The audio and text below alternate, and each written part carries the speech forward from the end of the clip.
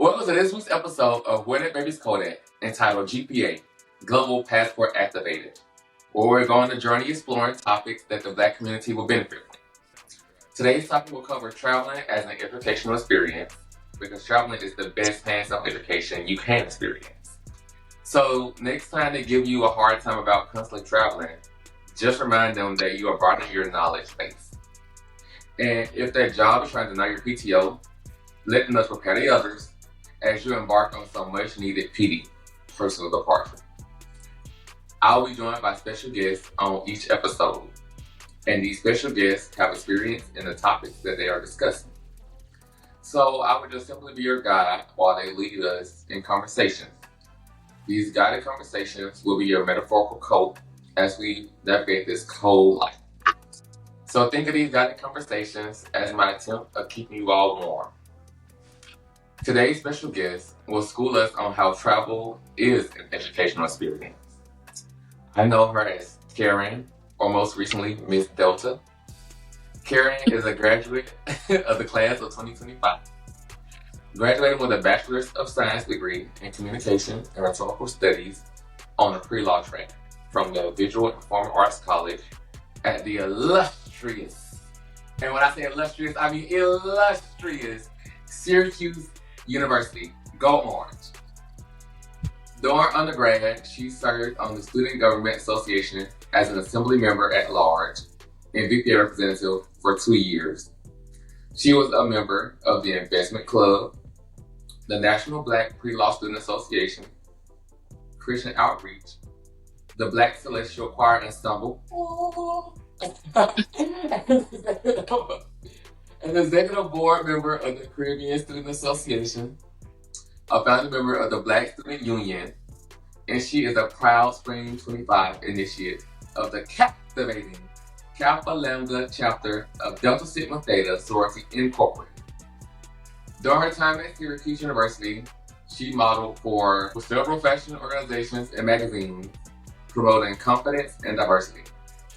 She was featured in the Fashion Design Society, Moody, Renegade, and Tender magazine. As a student, she was able to study abroad twice, not once, y'all, but she left the country twice to study, including a summer abroad in Madrid, Spain, and a semester abroad in London, England. Both unique experiences broadened her horizons and shaped her into the young professional that she is today.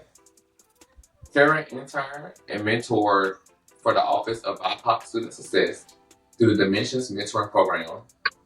She was also a student employee for the Office of Student Living, Student Engagement, and she served as a Student Communications Assistant for the Office of Diversity, Inclusion, and Belonging. Within the campus community, she served as a volunteer at Hendricks Chapel Food Pantry for 1 year. Within the Syracuse community, she served as a volunteer for the Ronald McDonald House, and during the summer of 2024, she was a judicial court intern at the Syracuse County Criminal Court for the Honorable Judge Gordon Cuffey. After graduating, she plans on moving back to Madrid, Spain to participate in a cultural immersion and educational diplomacy program, where she will be teaching English as a teaching assistant at the language school. After that, y'all, she has plans on beginning law school with a focus in entertainment, international, and business law. Karen completed her senior year with straight A's. Talk about educated.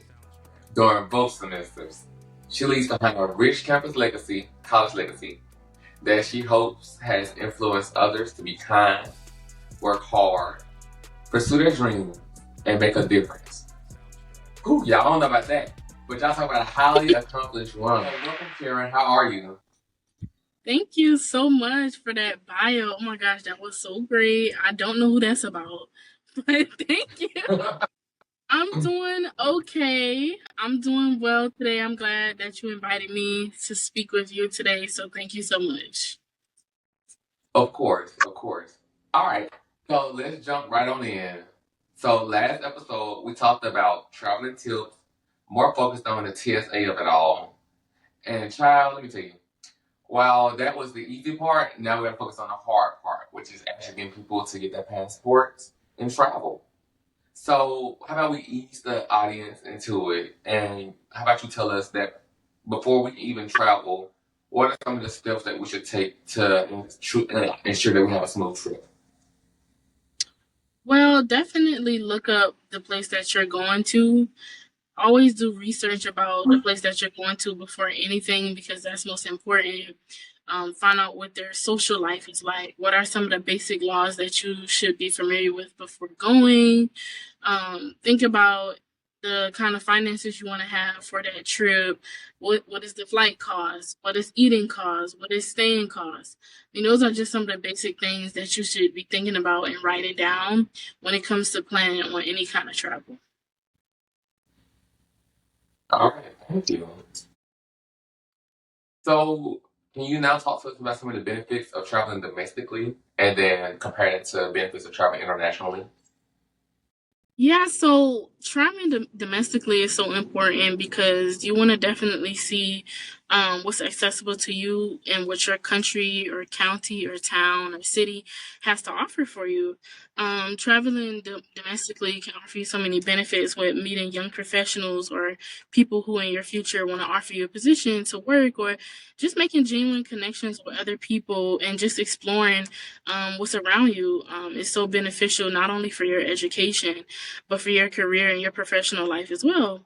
And when we think about traveling internationally, I mean, it's so many benefits to traveling internationally. Honestly, you truly haven't learned as much as you think you have until you travel. I mean, it's just what it is because there's so many things out there for you to see. Literally, traveling abroad can change your entire perspective on life because there's so many other cultures who do everything differently from you. So understanding that your way of life is not the only way of life or the best way of life is so important. And you can truly only capture the true essence and meaning of that when you travel. Yeah. And I will say, I do think traveling does give an appreciation for those other cultures, just from my personal experience. Because I remember when I was traveling to Canada, and y'all, let me tell you, then people were speaking some French, and I was like, all I know is English. So I was like, let me learn me some French. But it definitely made me appreciate it more. I mean, they were willing to assimilate to, speak English for me. It's like, no, this is y'all's country. I'm gonna learn some French. And then so it gave me another reason to learn French as well. But it just helped me appreciate, the culture more. The food was amazing too. So, so I do agree and take your point that, we need to it helps to broaden our horizon, like to appreciate, the earth that we're on, our surroundings. So, yeah. Mm. All right. So now moving forward, if we are abroad in another country and we find ourselves in need of, assistance, whether that's legal assistance or, assistance finding places to do, stuff to do across in that other country or whatever, then can you just talk to us about where we can go to get that help, that assistance? Well, it depends because it varies from where you are and who you are in that country. So, could you maybe ask, like, could you give me a specific example of what kind of assistance that person would need so I could better answer Yeah, I the guess we can question? break it down. So, I guess the first one to be like, let's say somebody is in legal, they're in trouble legally in that country. They might have broken the law, they might have sped or something. I don't know, for example. They might have broken the law in that country, and been for this the country is an American citizen. Where could they go to get that help if they broken the law in that country? Because obviously their legal system is different from our legal system. So like the steps to get the assistance if they broke the law. And then we're seeing that especially that if we not even breaking the law, but like I say we need to like I said, we're trying to find things to do in the country. We're trying to figure out what if even in the country there's like safe places within the country that we should stay on it, like like when we come to traveling, there's certain places where it's going to be a little more dangerous and we shouldn't travel within the country. Like just places where we can get that kind of information. Definitely social media is a resource to utilize, but also talk to people who've done it. Talk to people who've been there. I mean, just go on Facebook, Instagram, Twitter, I mean, any social media platform and look up wherever you're going. And there usually are a lot of group chats and people hashtag I went to Bali, hashtag I went to Spain, hashtag I went to France. DM that person, find a Facebook group of people who've traveled to where you're going and ask them, hey, what was your experience like? Where did you stay? Where did you live? And a lot of times people are usually really helpful and will give you a ton of resources for you to utilize. So social media is a great tool. Also, just the internet, look up any random question. What is it like living in France? And just kind of read and educate yourself. So again, going back to that research. And as far as legal trouble, I mean, you definitely want to stay out of legal trouble. In other countries, there's no like one answer to that question because again it depends on what country you're in. It depends on what your nationality is. There's a lot of privileges to different nationalities, but usually terms of order, if you get in trouble, legal trouble in another country, it'll be up to that country's discretion on what they do with you. I mean, obviously, there's going to be rules and regulations and policies in place to protect you as a U.S. citizen or whatever country you're from, but it is usually up to that country's legal enforcement what processes happen first because you are in their jurisdiction. So there's no one answer to that, but the best answer and advice I would give is to not get in any legal trouble. Go there, have a good time, stay safe, stay out of trouble, look up those basic laws to protect yourself, and you should be okay. No, yeah. And I know this might also be country dependent. I'm gonna step a little bit. I know this might be country dependent as well, but is there like a good place where people can look at those laws? Like for example, you go to Canada. Is there like a place in Canada, or somebody's going to Madrid since you've been to Madrid, or London? Is there like a place where you would like to go to look at those laws to make sure that they're not Usually, right. Usually, if you go to Google and say, what is illegal, what should I know as a visitor to this country? And usually you can find like a whole list of don't do this, don't do that, have this kind of documentation. You can look that up. But there are sites for this kind of information. Usually, like if you have to get a visa, you can go to a visa site and say, what are the typical documents that I need to enter into this country? What are the basic civil laws that I need to know entering into this country? So if you type in like LondonVisa.com or LondonTravel.com or LondonPassport.com or stuff like that, you can usually find it pretty easily on the internet. So it's no like specific, unless you're really going to like whatever kind of doctrines they have written for foreign travelers and actually, doing that, intense research. You can always do that too. But like for the average person who just wants to go for a short time, it's best to just look it up on Google. What are the basic things that a foreign citizen needs to know when going to this country, and just kind of read up on that. But also ask, because you're not going to get all the answers you want by just, searching on Google. Like ask people who've done it and they could give you more specific advice. But it really just depends on what you're looking for too. So it can be many different answers to that question, but definitely use Google as a tool. So now that we've made the foundation, I do want us to go a little bit deeper on the surface. I'm going to put in the car. And so I want to shift gears. Now, let's say we have a student that is interested in training abroad for a semester or something, whatever. What advice would you give them to help them make that decision to tackle abroad? Definitely be brave. I'm a person who lives my life walking by faith. So I know not everybody is a religious person, but definitely be brave, be confident in your decision, do your due diligence of researching where you want to travel, what you want to study, what classes you want to take. And usually if you're going through a university, there's so many resources of for you to travel and make that big decision. So go into those seminars, those podcasts, those information sessions that the abroad offices usually provide and have at universities is important for you to do. But I'm also the kind of person that's just like, I'm gonna just do it. You know what I mean? I'm scared to do this. I'm gonna just do it. And that was kind of my mindset leading into me making those decisions to live abroad and to travel abroad. And also, I had a lot of conversations with mentors who have done it and who told me about their experiences and what kind of benefits could happen for me by doing those things. So, have conversations with people, ask questions. Don't be afraid to ask somebody you've never spoken to. Hey, I heard you went to this place. Can you tell me about your experience? Just doing your due diligence and also know why you want to go. You know, don't just do it because it's popular or everybody else wants to go, so you're going to do what they're doing, or I just want to take cute pictures. Like, actually have a reason behind why you want to go and a goal in mind. It's super important. But honestly, so many people travel to our country and study in our country. I think it is looked at as something that's still new for Americans to travel abroad. You know, it's like, oh my gosh, I'm traveling abroad. This is such a big deal. But so many people travel abroad. It's actually something people do every day. So don't overcomplicate it. You know what I mean? Like Yeah. you'll be okay. 9 times out of 10, you'll be okay. People have done it before. People are going to continue doing it.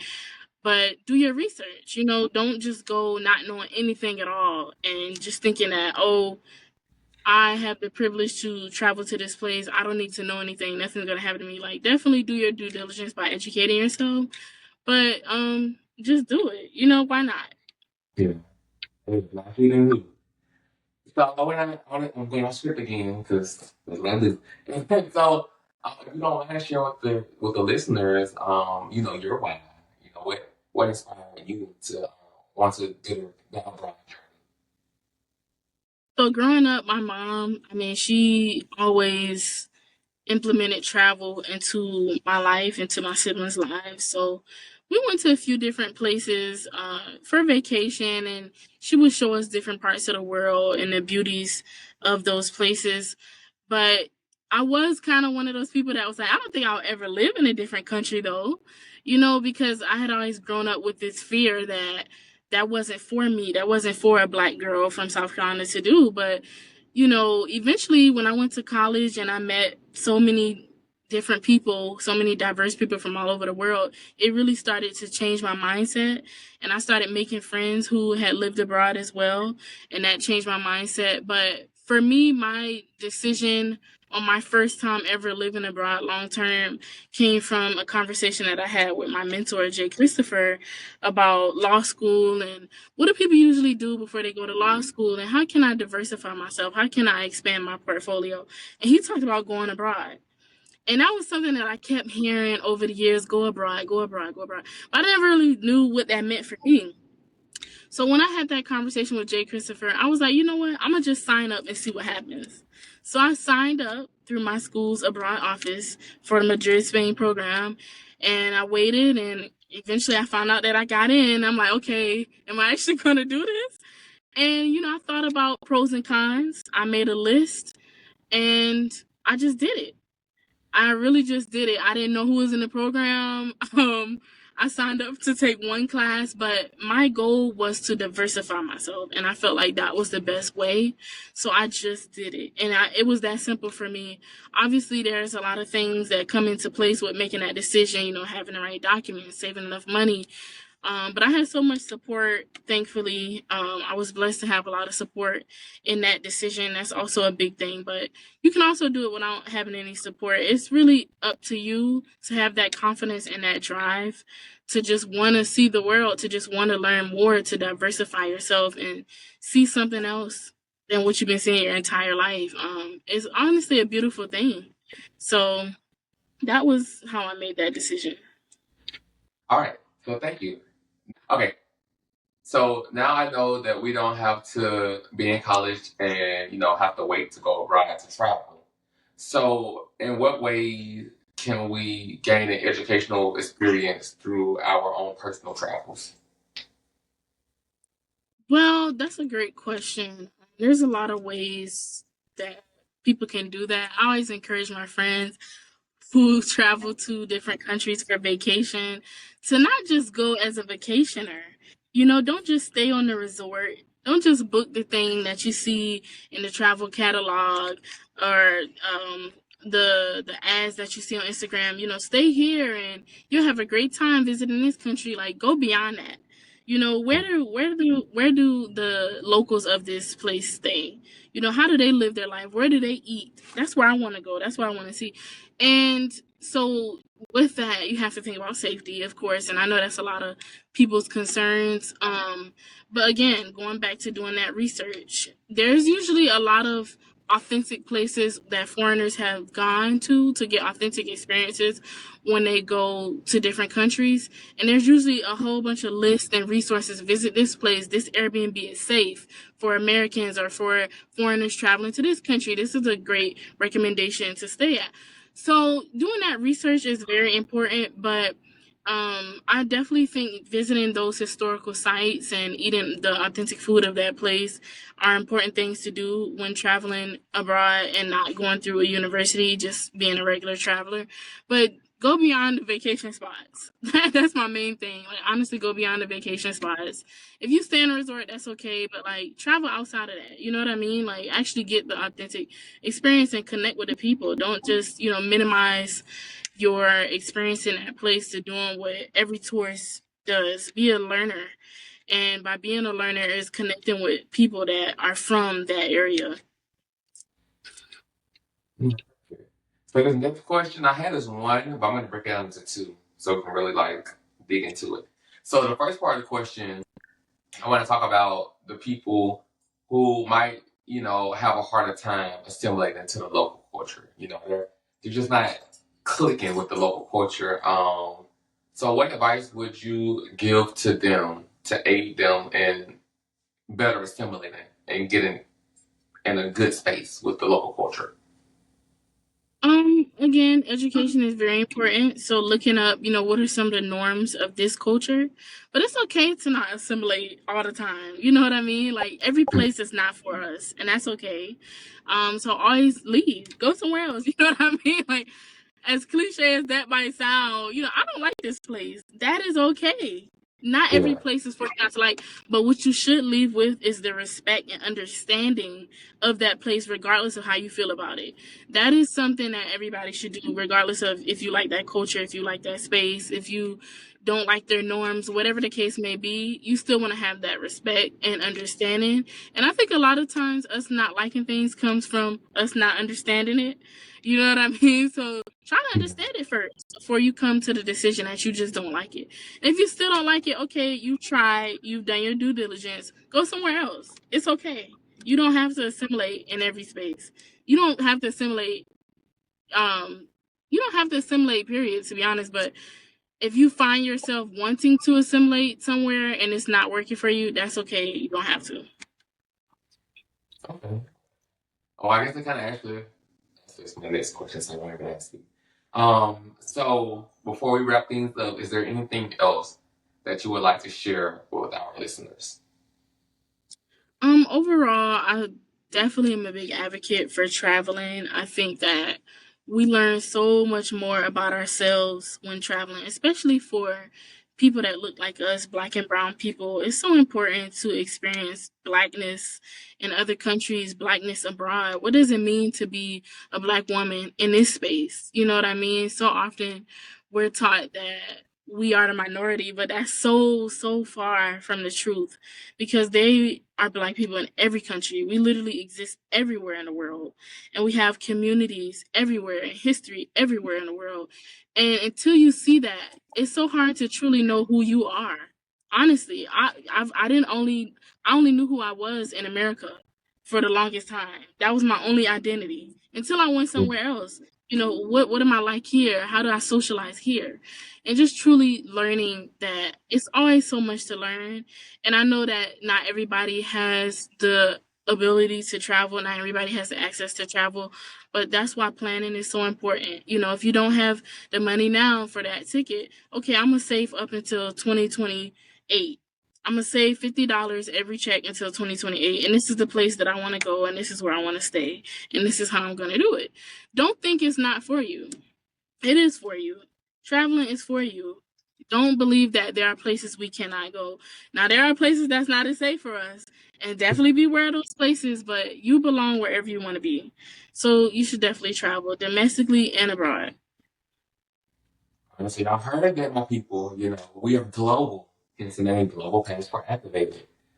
So we're everywhere, You can, we might be in Africa as well, okay, with the penguins. So, Right. yeah. Actually, I know I said it was going to be the last thing to wrap it up, but I do have another question off script because you just reminded me of something I like to bring it up. The title of this podcast episode is Global Passport Activated. Emphasis on passport because a lot of our people do not have passports, and passports are for more than just travel, I believe. So can you just talk to us about why it's important to have a passport in the first place? Even if you're not traveling, you don't have travel plans set up. Why is it important to just already have a passport in place? It's important because a passport is another form of access. A form of access that we're told we don't need. We don't need to have it. That's not for us, but it is for us. Why can't I? Why can't you? Why can't you have one? You know what I mean? Even if you're not going to use it tomorrow, the next year, you still have that choice. And that's what's so important for us is choice because choice was taken away from us. Choice to travel, choice to live, choice to enjoy. You're giving yourself that back when you decide to get a passport, when you decide to get your license, when you decide to express any kind of autonomy for yourself. You are giving yourself access and the right to have a choice. So, hey, you might get that passport in this year, 2025, and say, I don't have any plans to travel, but maybe your mind will change and you make some plans to travel. But you have to have it first. So at least give yourself that. You know what I mean? Give yourself that opportunity. Yeah. All right. All right. Thank you so much. Listen, y'all, go get that passport and also get that sunscreen while we wait for the next episode to drop. And when I say sunscreen, make sure you get some sunscreen, okay? I don't care if y'all say because we got melanin, well, the sunscreen, we need sunscreen. So get that passport and get that sunscreen while we wait for the next episode to drop. Next episode, we will talk about Black love and maybe how to get you from a solo vacation to a vacation. So stay tuned. Let's get warm. Whatever it's called at is hosted by Alter K. It is recorded, edited, and produced by Alter K LLC. Thank y'all and thank you, Karen.